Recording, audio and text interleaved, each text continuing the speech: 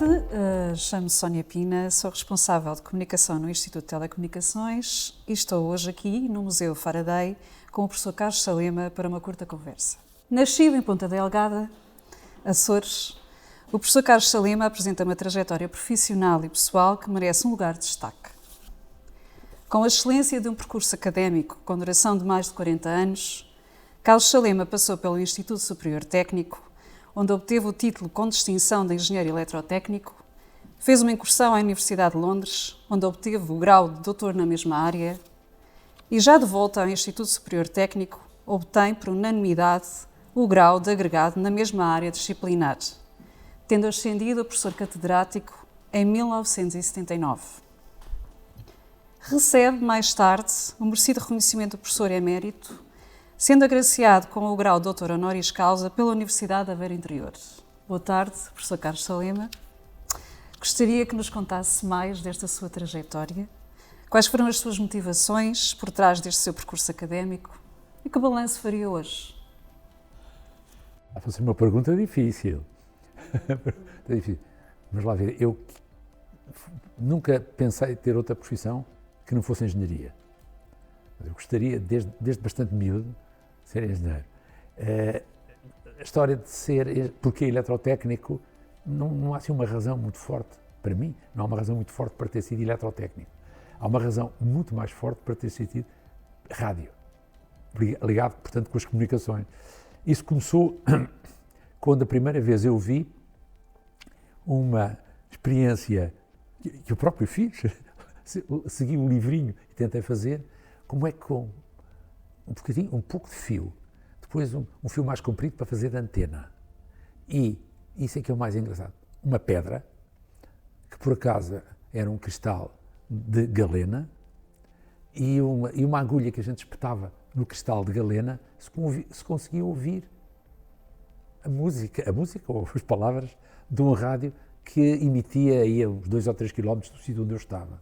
Eu achei que aquilo era mais ou menos misterioso, como acho que hoje em dia ainda a gente pensa que aquilo há algo de mistério, mas de facto fiquei agarrado com essa ideia. Depois, é interessante que aqui no Instituto Superior Técnico, na altura era assim, havia muito poucos dias para a pessoa se matricular. 3 ou 4 dias. E eu logo por azar estava no estrangeiro nessa altura. Como é que veio o meu pai? O meu pai, nessa altura, podia matricular-me. Eu era menor, de maneira que eu podia matricular-me. E o que é engraçado é que ele perguntou, então, em que curso é que tu queres matricular-te? Eu disse, pai, não sei. Não sei porque, olha, eu gosto de Química, acho que é uma coisa que eu gosto, e Eletricidade também. De maneira que, olha, escolha o pai. Pronto. Quando voltei... Escolha o pai? Escolha o pai. E eu depois, quando voltei, o meu pai disse, olha, eu escolhi Química. E eu disse, oh pai, que eu agora, este mês foi suficiente para mudar de ideias. Então, vai lá e vê se consegues mudar de ideia. E outro dia, já há uns aninhos bons, fui ao Instituto Superior Técnico, à Secretaria, e pedi o meu processo. E descobri que tinha sido, de facto, inscrito em Engenharia Química. E que depois tinha mudado para Engenharia Eletrotécnica. Porque a Engenharia Eletrotécnica foi um bocado mistério, eu não tenho bem a certeza. As telecomunicações eu tenho mais ou menos a certeza desde relativamente miúdo. Agora, a engenharia eletrotécnica, eu nem sabia muito bem, a palavra é uma palavra que um miúdo com 12 anos ou 13 anos, 15 anos não sabe muito bem o que isso quer dizer. Pode tentar perceber que deve ter eletro, portanto, ter qualquer coisa elétrica, mas não sabe muito bem o que é. E eu, de facto, também não sabia. Mas que atualmente há muita gente ainda não sabe bem o que é. Exatamente. Hoje em dia isso acontece. De maneira que, depois, pronto, a partir, eu diria talvez do 3º ano, que é, na altura, era a altura em que a gente entrava na engenharia eletrotécnica, porque até aí poderíamos chamar-lhe preparatórios, à falta de outra palavra melhor. Portanto, quando, mais para o fim, dentro da engenharia eletrotécnica, entendido claramente pelas comunicações e dentro das comunicações pelas antenas, que acabou por ser o motivo do meu doutoramento, o objetivo do meu doutoramento. Portanto, essa parte. O que é que o fascinou na altura das antenas?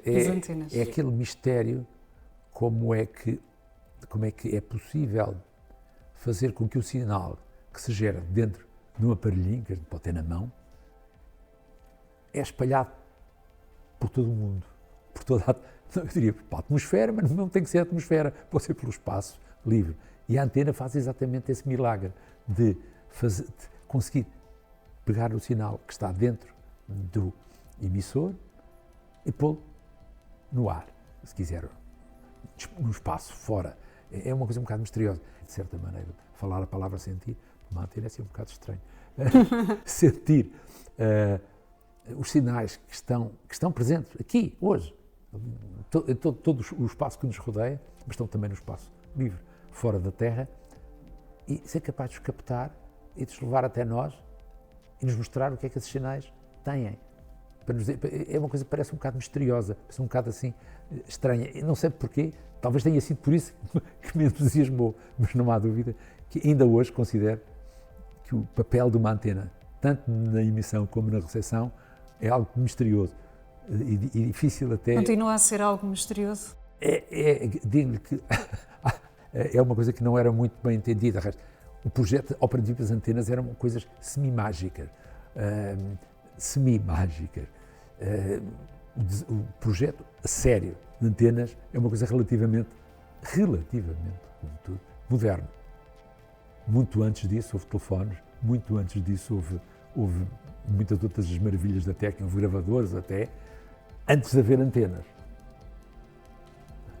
Houve rádios, houve giradiscos, que são absolutamente primitivos, porque no fundo é uma agulha a girar, ela fica quieta, mas debaixo da agulha há algo que gira e que tem sulcos, e a agulha não faz mais do que seguir os sulcos, e nós ouvimos a música, fomos todos satisfeitos. Quando eu era miúdo era assim que se ouvia música, para as festinhas era assim, não havia outra maneira. Não havia outra forma. Não havia outra forma. E professor, pronto, paralelamente a esta vida académica, não é, que teve, desenvolveu, fez um pouco de tudo, não é? Assumiu muitos cargos, foi docente durante muitos anos, lecionou muitas disciplinas diferentes. Eu trabalhei em vários sítios. Trabalhou em vários sítios, é exatamente isso que eu lhe ia perguntar agora de seguida. Teve associado a inúmeros projetos relacionados então com as comunicações em geral, não é? Que se estenderam além mar. Tive, sim senhora. Eu tenho aqui, é uma das coisas que eu gosto muito de recordar, porque foi um projeto muito interessante e que talvez haja muita gente que já o tenha visto, mas não sabe o que é. Se for ali à Torre de Belém, por exemplo, e olhar para a margem sul, há de ver 3 tubos muito grandes, pintados de azul claro e com umas riscas brancas, que é o terminal cerealeiro da Trafaria.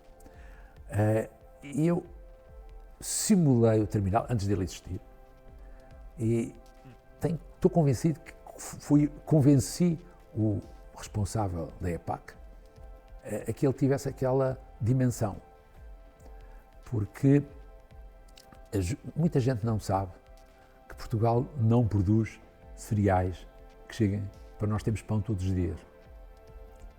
Não é assim, não é. A gente importa. E também não sabe que importar cereais é um processo muito interessante, estranhamente parecido. A estatística dos navios que vêm carregados com cereais entram o Tejo e vão descarregar exatamente na Trafaria, isso é muito parecido com a estatística das chamadas telefónicas. As pessoas perguntavam-me, mas como é que uma pessoa das telecomunicações tem que ver com terminais cerealeiros? É uma coisa completamente estranha. Isso não é nada, é a mesma coisa, a estatística é a mesma. É exatamente a mesma. Bem, e a gente fez uma coisa, mas eu consegui fazer, esse praticamente o trabalho é praticamente meu. Primeiro, aprender como é que funciona um terminal cerealeiro, que é muito engraçado. Eu não sabia como era. Mas agora isso faz-me questionar o que é que tem a ver com eletrotécnica, telecomunicações. Não, aquilo tem que ver, mas vai ver que tem mais que ver. Um projeto daqueles, como qualquer projeto da vida real, de dimensão, não estou a falar em coisas muito pequeninas, dimensão, é uma coisa que implica muita gente com competências muito diferentes. Ali eu tinha essencialmente agrónomos, arquitetos, engenheiros civis, engenheiros mecânicos, economistas, e é preciso que aquilo tudo funcione como um conjunto. É uma situação muito interessante, muito interessante. É uma questão, é um problema de economia normal. Vem realçar um bocadinho aquela outra faceta sua, não é? Que também gostaríamos de destacar aqui, que é o facto de ter assumido cargos diretivos em várias outras entidades, que implica também ter essa sensibilidade em termos de gestão, não é, dos próprios recursos. É verdade. Eu ficaria aqui, foi presidente da direção da Junta Nacional de Investigação Científica e Tecnológica, a JNICT, não é? Anterior à FCT. É verdade. Onde dirigiu e participam atividades que foram muito importantes naquela altura para estabelecer e instituir um sistema de ciência em Portugal. Nos quer falar um bocadinho sobre esse momento? Isso é engraçado, isso é interessante, porque, bem, eu tenho que dizer que eu fui suceder a uma pessoa notável, o professor José Mariano Gago, que tinha preparado. Mas eu não caí completamente numa coisa que não tivesse preparado, pelo contrário. Eu tinha preparado porque eu conhecia muito bem o sistema, muito melhor do que eu conhecia na altura. Agora, depois, no fim, não, mas agora eu conhecia muito melhor do que eu conhecia na altura. Ponto 1. E tinha preparado coisas que pareciam um bocadinho chocantes. Isto foi em que ano? Estamos a falar em 1989 ou 90, não sei. Tinha preparado uma coisa que as pessoas ficam muito chocadas, mas eu já disse isto em público mais do que uma vez, que é, acham que quando há muito dinheiro, estamos a falar em 300 milhões de euros, e, portanto, normalmente, digamos, as ligações eram Comissão Europeia, Ministério das Finanças, e depois do Ministério das Finanças é que saía para as unidades. Para as unidades, como por exemplo a FCT, que tinha que aplicar isso. O professor Mariano Gago fez uma coisa que é completamente fora do normal, mas ainda bem que ele fez. É que a FCT tinha uma conta no banco e a gente recebia diretamente o dinheiro de Bruxelas, o que nos permitia andar a uma velocidade que, quando se mete o Ministério das Finanças no meio, não é possível atingir. Havia muitos ministros na altura que tinham uma inveja terrível, diziam, tu tens dinheiro e eu não tenho. Vários disseram isso. Ainda por cima, alguns deles eram meus colegas aqui no TEC, ou tinham sido meus colegas aqui no TEC. E o que é facto é que funcionou tudo tão bem que 6 meses depois de acabar o programa, ciência, estavam as contas todas fechadas, arrumadas em Bruxelas. Não é por haver mais ministérios pelo meio do caminho que as coisas correm melhor. Depois, entre 1990 e 92... acho que 93, diga. 92, não sei se estou errada, mas torna-se presidente da Comissão Nacional do Conselho Executivo do Programa Ciência. Exatamente. Foi executado na FCT. Foi executado na FCT. Eu, para mim, acho que o mais importante que eu fiz na FCT foi mesmo o Programa Ciência, do resto é... E é verdade que desse programa, então, se lançou, ou o professor lançou, ou fez parte dos alicerces do que é hoje o Instituto de Telecomunicações? Não só o Instituto de Organizações, mas vários outros institutos, porque vamos lá ver, o Programa Ciência tinha três pilares, chamemos-lhe assim. Um pilar era os homens e as mulheres, portanto, o corpo humano que era preciso melhorar em qualificações. O número de doutores na altura em Portugal era muito abaixo, bem, já não digo do que é hoje, mas mesmo do que era no fim, doutores e mestres. E, portanto, essa era uma parte que era importante. Há um programa maciço de bolsas, houve contratos com algumas universidades, de maneira que se aumentou o número de doutorados e mestres em Portugal de uma maneira impressionante, um salto autêntico. Isso é uma parte. Depois, outra parte eram as infraestruturas. As infraestruturas materiais, as paredes, os terrenos, os telhados, para as pessoas, os gabinetes, os meios, para as pessoas se sentarem, as secretárias para trabalhar. Isso foi. E os equipamentos. Às vezes se esquecem, frequentemente, que as pessoas não trabalham só só pelo ordenado, quer dizer, o ordenado é uma parte. Como a O cadeira é sítio uma onde precisa de uma secretária, secretária, instrumentos. exatamente. E depois, uma terceira coisa, que são precisas infraestruturas de organização para que as coisas funcionem. Porque só as pessoas, só os secretários e só o equipamento não funciona. É preciso a parte administrativa e de gestão serve para funcionar. E, portanto, todas as universidades, todos os institutos, etc., os bens fixos, as paredes, o chão e as paredes e o telhado, são públicos, embora as instituições sejam privadas. Isso é uma coisa que fez muita confusão a muita gente, mas eu sou teimoso, mas a uma certa altura isso não pode ser, porque senão daqui a um bocadinho temos aí uma confusão de dinheiros públicos a comprar coisas privadas. Complicado. Não pode ser. E portanto essa foi a terceira parte, e portanto todos os centros que hoje em dia vê aqui dentro do técnico, mas pode ir às outras universidades também ver, foram quase todos criados a seguir ao programa Ciência. Foram dentro do programa Ciência, concorreram ao programa Ciência. São três aspectos. E julgo que foi o único caso, posso estar enganado, mas foi o único caso em que num programa se juntaram as três, chamemos-lhe assim, os três braços da investigação. Que são as pessoas, fundamental, que são os sítios, os locais, as coisas e os laboratórios, e a organização, e a parte institucional. Uma coisa só não chega. Você só muito pouco dinheiro, não pode fazer tudo. Tem uma coisa pequenina, não é? Tem que ser uma coisa pequenina, mas é indispensável os três pontos. O Instituto de Telecomunicações, neste momento... Nasceu, um dos, anterior ao Instituto de Telecomunicações em Portugal, que eu saiba só há um, que é o INESC, que mais ou menos definiu o modelo. Depois todos os outros, são tantos que já não sei os nomes todos, mas estão todos eles. Portanto, hoje o Instituto de Telecomunicações é uma organização com mais de 900 investigadores, não é? Entre os que estão vinculados, colaboradores, PhDs, e vários associados distribuídos por polos, delegações por todo o país.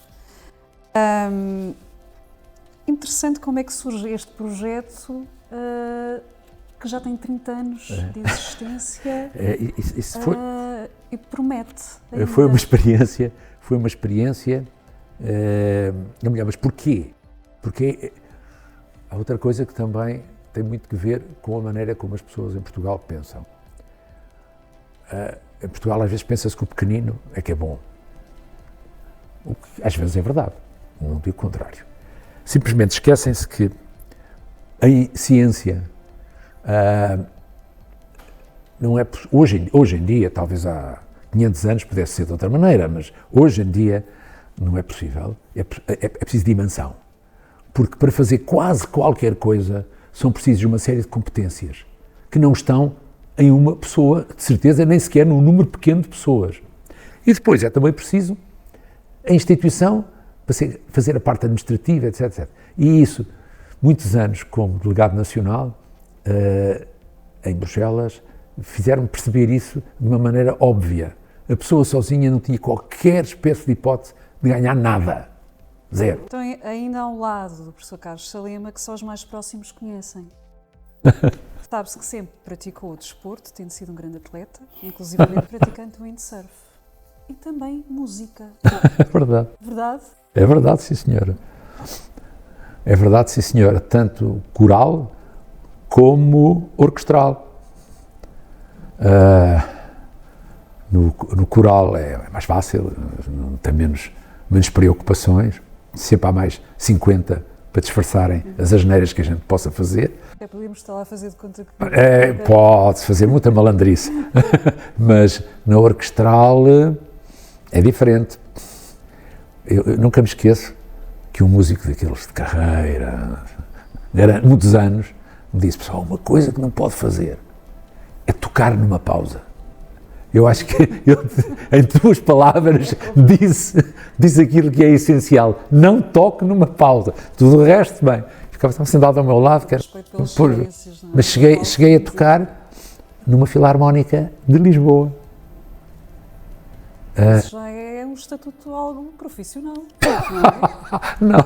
Não, acho que não, mas a Filarmónica de Lisboa, que tem um nome que eu acho delicioso, nunca seria capaz na minha vida de imaginar esse nome, que é a Sociedade Filarmónica União e Capricho Olivalense. Eu adoro este nome, acho que é um nome especial. Capricho. União e Capricho Olivalense.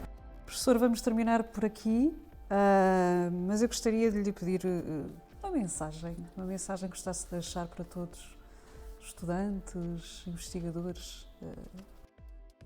Isso eu acho que a mensagem sai daquilo que eu fiz e tenho feito, e agora voltei a fazer, que é: a pessoa tem que necessariamente trabalhar em coisas diferentes, com gente diferente, que tem competências diferentes daquelas que nós temos. E a grande vantagem de um grupo é ver pessoas com competências muito diferentes, que alguns podem ser as mesmas, mas em geral convém que haja pessoas com ideias muito diferentes. Isso normalmente consegue-se com pessoas não só de formação diferente, como também por vezes de idade diferente, porque as pessoas de idade diferente pensam de maneira diferente. Estranho, mas é verdade. A realidade é a mesma, mas as pessoas pensam de outra maneira, pensam fora da caixa, como se diz hoje em dia, de uma maneira diferente do que uma pessoa que já está mais ou menos organizada de uma forma. Igualmente, sei lá, para o projeto de uma antena, provavelmente um engenheiro mecânico, e conhecemos alguns extraordinários, a partir de um engenheiro mecânico. Porque é um engenheiro mecânico? É porque às vezes há coisas que ele olha e vê de uma maneira completamente diferente que nós vemos. Pronto, ótimo, encantados da vida. Completamente diferente.